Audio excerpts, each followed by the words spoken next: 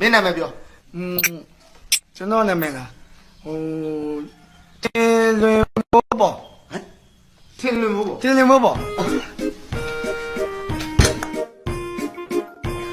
အသက်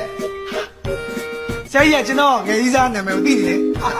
အမျိုးတွေလားမသိဘူးဆရာကြီး အသက်ကိုပြောနေတာ အဲ့ဒါကျွန်တော်ကောင်မကြီးရဲ့နာမည် မဟုတ်ဘူးရောမင်းရဲ့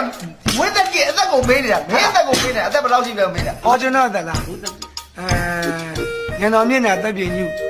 တကိုးကြည့်တာရွှေစည်းကုန်လက်ရမြောက်တာအာနန္ဒာရှူရင်းလာတာဘူးပြည့်နဲ့ရွှေစံတော်တော်တဲ့ကကောင်ဦးပုံမီးလုံတော့နွားနဲ့ကောင်ပြောက်တယ်ကြက်တက်ကောင်ပြောက်တယ်ဒီမတော့ညမှာခိုးခံရတယ်ဆိုတော့ကျွန်တော်လည်းနွားကို ဘလို့ကျုံပါမင်းအသက်ပြောပါငါယူရလာပြီနော်အဲ့အောင် ကျွန်တော်တက်လား အေး အဲ့နွားနဲ့ကောင်ပေါ်တဲ့အချိန်မှာကြက်ခိုးခံတဲ့ဂျားထဲမှာမွေးတော့ကျွန်တော်အသက်က14 5 60 60ကို30နှုတ်ဘယ်လောက်ကျန် 30ကျန်ပါ 30ကို9လက်ပေါင်း35 15ပြန်တော့ကျွန်တော်အားလုံးပေါင်း21နဲ့ 21ပဲကွာသူတို့အတူတူပဲ21ဆိုလဲပြောလိုက်ပြီးွားရှိငါယူနိုင်တယ်မင်းတို့နှစ်ကောင်မင်းတို့3ယောက်နဲ့ဟုတ်ပြီရပြီငါပါဆက်လို့ဟောသိပြီစေးစေး